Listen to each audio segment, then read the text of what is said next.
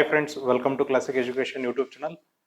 ಇವತ್ತಿನ ಒಂದು ಉದ್ಯೋಗ ವಾರ್ತೆದಲ್ಲಿ ನಾವೇ ಡಿಸ್ಕಸ್ ಮಾಡ್ತಿದ್ವಿ ಅಂದ್ರೆ ಕರ್ನಾಟಕ ಉಚ್ಚ ನ್ಯಾಯಾಲಯ ಅಂದ್ರೆ ಕರ್ನಾಟಕ ಹೈಕೋರ್ಟ್ ಅಲ್ಲಿ ಇರುವಂತಹ ಹೊಸ ಒಂದು ನೇಮಕಾತಿ ಅಧಿಸೂಚನೆ ಬಗ್ಗೆ ನಾವಿಲ್ಲಿ ಡಿಸ್ಕಸ್ ಮಾಡ್ತಿದ್ವಿ. ಇದನ್ನ ನೋಡ್ರಿ, ಅವರು 16ನೇ ಮಾರ್ಚ್ 2026ಕ್ಕೆ ಪ್ರಕಟಣೆ ಮಾಡಿದ್ದಾರೆ. ಯಾವ ಹುದ್ದೆಗಳಿವೆ ಅಂದ್ರೆ ಅಸಿಸ್ಟೆಂಟ್ ಕೋರ್ಟ್ ಸೆಕ್ರೆಟರಿ ಹುದ್ದೆಗಳಿಗೆ ಏನ್ ಮಾಡ್ತಿದಾರೆ ಅಂದ್ರೆ ನೇಮಕಾತಿಯನ್ನ ಮಾಡ್ತಿದ್ದಾರೆ. ಇದು ನೋಡ್ರಿ, ಕಲ್ಯಾಣ ಕರ್ನಾಟಕ ಮತ್ತೆ RPC ಉಳಿಕೆ ಮೂಲ ವೃಂದ ಎರಡೂ ಕೂಡ ಇದೆ. ಕಲ್ಯಾಣ ಕರ್ನಾಟಕ ಭಾಗದಿಂದ 11 ಹುದ್ದೆಗಳನ್ನ ನೇಮಕಾತಿ ಮಾಡ್ಕೋತಿದ್ರೆ, ಉಳಿಕೆ ಮೂಲ ವೃಂದದಿಂದ ನಿಮ್ಗೆ ಏನಪ್ಪಾ ಅಂದ್ರೆ 59 ಅಂದ್ರೆ ನಾನ್ ಕಲ್ಯಾಣ ಕರ್ನಾಟಕ ನಾನ್ HK ವಿಭಾಗದಿಂದ ನಿಮ್ಗೆ ಏನಂದ್ರೆ 59 ಹುದ್ದೆಗಳನ್ನ ನೇಮಕಾತಿ ಮಾಡ್ಕೋತಿದ್ದಾರೆ. ಹಾಗಾದ್ರೆ ಆನ್ಲೈನ್ ಮೂಲಕ ಅರ್ಜಿ ಸಲ್ಲಿಸಲಿರುವ ಕೊನೆಯ ದಿನಾಂಕ ಯಾವಾಗ ಅಂದ್ರೆ 15ನೇ ಏಪ್ರಿಲ್ 2026. ಕರ್ನಾಟಕ ಉಚ್ಚ ನ್ಯಾಯಾಲಯ ಬೆಂಗಳೂರು ಇಲ್ಲಿ 59 ಅಸಿಸ್ಟೆಂಟ್ ಕೋರ್ಟ್ ಸೆಕ್ರೆಟರಿ ಹುದ್ದೆಗೆ ಉಳಿದ ಮೂಲ ವೃಂದದ ಅಡಿಯಲ್ಲಿ ನೇರ ನೇಮಕಾತಿಗಾಗಿ ಅರ್ಜಿಗಳನ್ನು ಸಲ್ಲಿಸಿರುವ ನಿಗದಿಪಡಿಸಿರುವ ಕೊನೆಯ ದಿನಾಂಕದವರೆಗೂ ಅಗತ್ಯ ಮತ್ತು ಇತರ ಅರ್ಹತಾ ಷರತ್ತುಗಳನ್ನು ಪೂರೈಸುವ ಅಭ್ಯರ್ಥಿಗಳು ಕರ್ನಾಟಕ ಉಚ್ಚ ನ್ಯಾಯಾಲಯದ ವೆಬ್ಸೈಟ್ https://judiciary.karnataka.gov.in ಮೂಲಕ ಅರ್ಜಿಯನ್ನು ಸಲ್ಲಿಸಬಹುದೆಂದು ಅಧಿಸೂಚಿಸಲಾಗಿದೆ. ನೋಡ್ರಿ, ಆನ್ಲೈನ್ ಮೂಲಕ ಅರ್ಜಿಗಳನ್ನ ಸಲ್ಲಿಸಬೇಕು, ಅದು ಕೂಡ 15ನೇ ಏಪ್ರಿಲ್ 2026ರವರೆಗೂ. ಯಾವ ಒಂದು ವೆಬ್ಸೈಟ್ ಮೂಲಕ ಸಲ್ಲಿಸಬೇಕಪ್ಪ ಅಂದ್ರೆ https://judiciary.karnataka.gov.in ಮೂಲಕ ನೀವು ಅರ್ಜಿಗಳನ್ನ ಸಲ್ಲಿಸಬೇಕು. ಈ ನೇಮಕಾತಿಯು ರಿಟ್ ಅರ್ಜಿ ಸಂಖ್ಯೆ ಕೊಟ್ಟಿದಾರಲ್ಲ, ಅವುಗಳ ಏನಪ್ಪಾ ಅಂದ್ರೆ ಅಂತಿಮ ನಿರ್ಧಾರಕ್ಕೆ ಒಳಪಟ್ಟಿರುತ್ತೆ ಅಂತ ಹೇಳ್ತಿದ್ದಾರೆ. ಹಾಗಾದ್ರೆ ಯಾವ್ಯಾವ ಹುದ್ದೆಗಳನ್ನ ಎಲ್ಲೆಲ್ಲಿ ಕ್ಲಾಸಿಫಿಕೇಶನ್ ಮಾಡಿದಾರೆ ಅನ್ನೋದನ್ನ ಕೊಟ್ಟಿದ್ದಾರೆ ನೋಡ್ರಿ. ಸಾಮಾನ್ಯ ಅಭ್ಯರ್ಥಿಗಳಿಗೆ 26, ಪರಿಶಿಷ್ಟ ಜಾತಿಗೆ 9, ಪರಿಶಿಷ್ಟ ಪಂಗಡಕ್ಕೆ 2, ಪ್ರವರ್ಗ 1ಕ್ಕೆ 3, ಪ್ರವರ್ಗ 2A ಗೆ 10, 2Bಗೆ 2, 3Aಗೆ 3, 3Bಗೆ 4, ಟೋಟಲ್ ಏನಪ್ಪಾ ಅಂದ್ರೆ 59 ಹುದ್ದೆಗಳನ್ನ ನೇಮಕಾತಿ ಮಾಡ್ತಿದ್ದಾರೆ. ಯಾವ್ದು ಸ್ಟಾರ್ ಮಾರ್ಕ್ ಇದೆಯಲ್ಲ ಅದು ಬ್ಯಾಕ್ಲಾಗ್ ಹುದ್ದೆಗಳಂತ ಹೇಳ್ತಿದ್ದಾರೆ.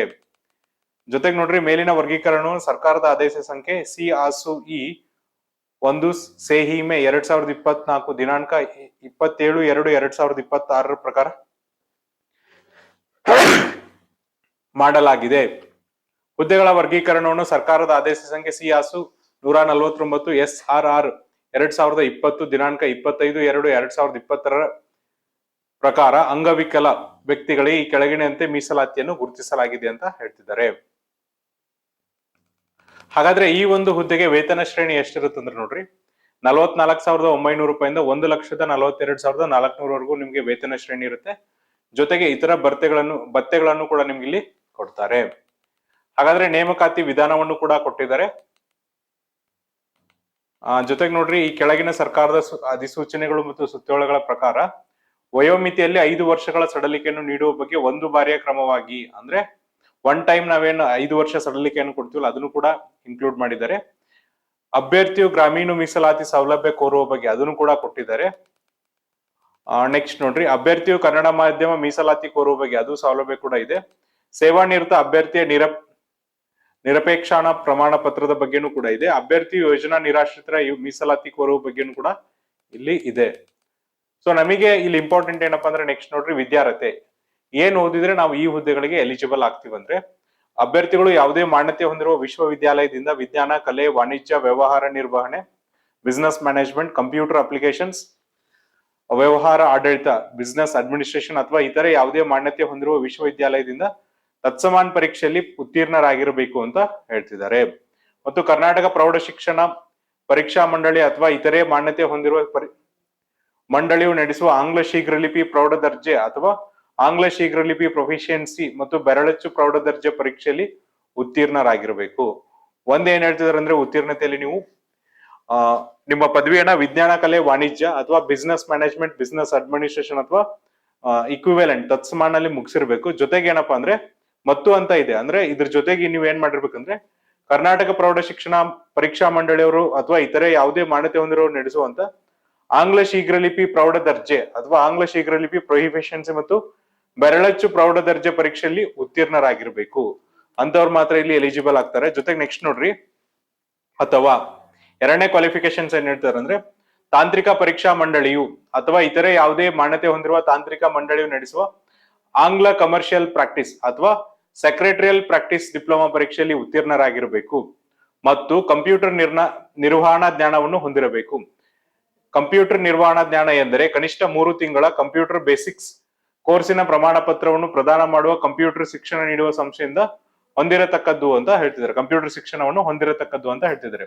ಅಂದ್ರೆ ಎರಡನೇ ಕ್ವಾಲಿಫಿಕೇಶನ್ಸ್ ನೋಡ್ರಿ, ತಾಂತ್ರಿಕ ಪರೀಕ್ಷಾ ಮಂಡಳಿ, ತಾಂತ್ರಿಕ ಶಿಕ್ಷಣ ಇಲಾಖೆಯಿಂದ ಏನ್ ನಡೆಸುತ್ತಾ ಅಥವಾ ಬೇರೆ ಯಾರಾದ್ರೂ ನಡೆಸುವಂತ ಆಂಗ್ಲ ಕಮರ್ಷಿಯಲ್ ಪ್ರಾಕ್ಟೀಸ್ ಅಥವಾ ಸೆಕ್ರೆಟರಿಯಲ್ ಪ್ರಾಕ್ಟೀಸ್ ಡಿಪ್ಲೊಮಾ ಪರೀಕ್ಷೆಯಲ್ಲಿ ಉತ್ತೀರ್ಣರಾಗಿರ್ಬೇಕು. ಜೊತೆಗೆ ಕಂಪ್ಯೂಟರ್ ನಿರ್ವಹಣಾ ಜ್ಞಾನವನ್ನು ಹೊಂದಿರಬೇಕು. ಕಂಪ್ಯೂಟರ್ ನಿರ್ವಹಣಾ ಜ್ಞಾನ ಅಂದ್ರೆ ನೀವು 3 ತಿಂಗಳು ಏನಪ್ಪಾ ಅಂದ್ರೆ ಕಂಪ್ಯೂಟರ್ ಕೋರ್ಸ್ ಅನ್ನ ತೆಗೆದುಕೊಂಡಿರ್ಬೇಕು. ಅದು ಕೂಡ ಏನಪ್ಪಾ ಅಂದ್ರೆ ಕಂಪ್ಯೂಟರ್ ಬೇಸಿಕ್ ಕೋರ್ಸಿನ ಪ್ರಮಾಣ ಪತ್ರವನ್ನು ನೀವು ಹೊಂದಿರಬೇಕು ಅಂತ ಹೇಳ್ತಿದ್ದಾರೆ.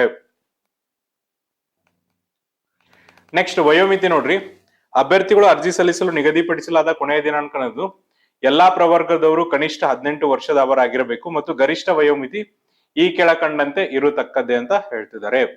ಕನಿಷ್ಠ ನಿಮಗೆ 18 ವರ್ಷ ಆಗಿರ್ಬೇಕು. ಗರಿಷ್ಠ ವಯೋಮಿತಿ ಎಷ್ಟಪ್ಪ ಅಂದ್ರೆ ಸಾಮಾನ್ಯ ವರ್ಗದ ಅಭ್ಯರ್ಥಿಗಳಿಗೆ 40 ವರ್ಷಗಳು, ಇತರೆ ಹಿಂದುಳಿದ ವರ್ಗಗಳು ಪ್ರವರ್ಗ 2A 2B 3A 3B ಗೆ 43 ವರ್ಷಗಳು, ಪರಿಶಿಷ್ಟ ಜಾತಿ ಪರಿಶಿಷ್ಟ ಪಂಗಡ ಅಥವಾ ಇತರೆ ಹಿಂದುಳಿದ ವರ್ಗಕ್ಕೆ ಸೇರಿದ ಅಭ್ಯರ್ಥಿಗಳಿಗೆ 45 ವರ್ಷಗಳು ಅಂತ ಹೇಳ್ತಿದ್ದಾರೆ.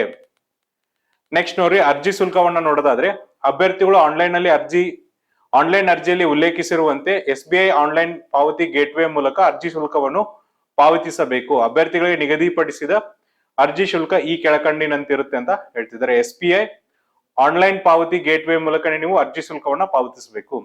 ಸಾಮಾನ್ಯ ವರ್ಗದವರಿಗೆ 500, ಪ್ರವರ್ಗ 2A 2B 3A 3B ದವರಿಗೆ 500. ಜೊತೆಗೆ ನೋಡ್ರಿ ನೆಕ್ಸ್ಟ್ ಪರಿಶಿಷ್ಟ ಜಾತಿ ಪರಿಶಿಷ್ಟ ಪಂಗಡ ಇತರೆ ಹಿಂದುಳಿದ ವರ್ಗಗಳ ಅಭ್ಯರ್ಥಿಗಳಿಗೆ ಮತ್ತು ಅಂಗವಿಕಲ ಅಭ್ಯರ್ಥಿಗಳಿಗೆ 250 ರೂಪಾಯಿ ಅಂತ ಹೇಳ್ತಿದ್ದಾರೆ. ಅಭ್ಯರ್ಥಿಗಳು ಅರ್ಜಿಯನ್ನು ಸಲ್ಲಿಸಲು ಹಾಗೂ ಅರ್ಜಿ ಶುಲ್ಕವನ್ನು ಪಾವತಿಸಲು ಕೊನೆಯ ದಿನಾಂಕ 15ನೇ ಏಪ್ರಿಲ್ 2026 ರಾತ್ರಿ 11 ಗಂಟೆ 59 ಅಂತ ಹೇಳ್ತಿದ್ದಾರೆ.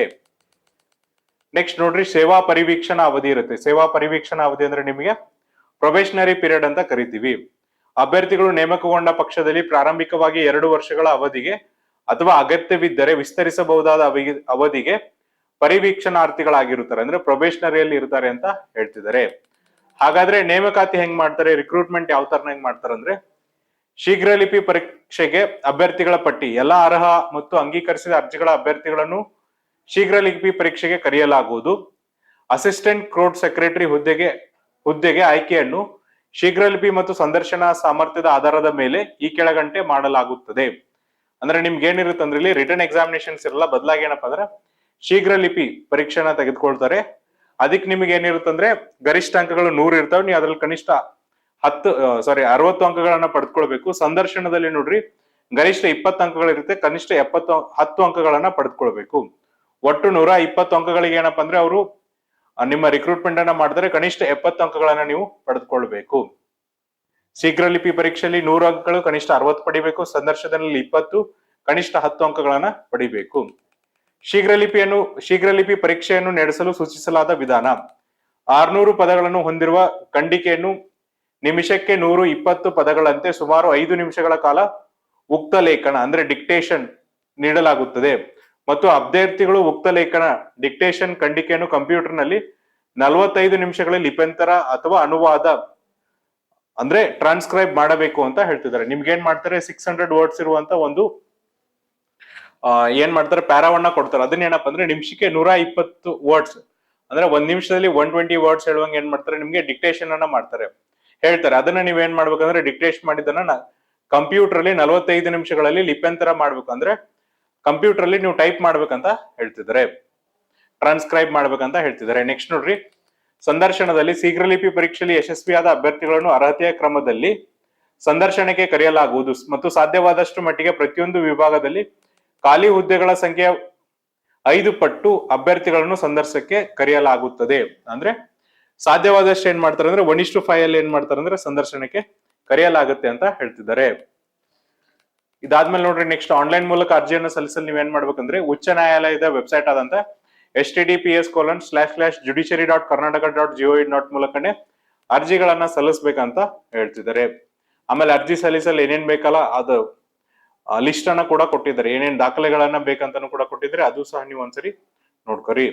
ಇದೇನಪ್ಪ ಅಂದ್ರೆ ಕರ್ನಾಟಕ ಉಚ್ಚ ನ್ಯಾಯಾಲಯದಲ್ಲಿರುವಂತಹ ಹೊಸ ಅಧಿಸೂಚನೆ ಬಗ್ಗೆ ಇರುವಂತ ಮಾಹಿತಿ. ಇನ್ ಕೇಸ್ ನಿಮ್ಗೆ ಇದ್ರಲ್ಲಿ ಏನಾದ್ರು ಡೌಟ್ ಇದ್ರೆ ನಾವು ನಮ್ಮ ಡಿಸ್ಕ್ರಿಪ್ಷನ್ ಬಾಕ್ಸ್ ಅಲ್ಲಿ ಅಫಿಷಿಯಲ್ PDF ಲಿಂಕ್ ಅನ್ನ ಕೊಡ್ತೀವಿ. ಆ ಲಿಂಕ್ ಅನ್ನ ಕ್ಲಿಕ್ ಮಾಡಿದ್ರೆ ಎಂಟೈರ್ PDF ನೋಡಾಗುತ್ತೆ, ನಿಮ್ಮ ಡೌಟ್ಸ್ ಅನ್ನ ಸಾಲ್ವ್ ಮಾಡಬಹುದು.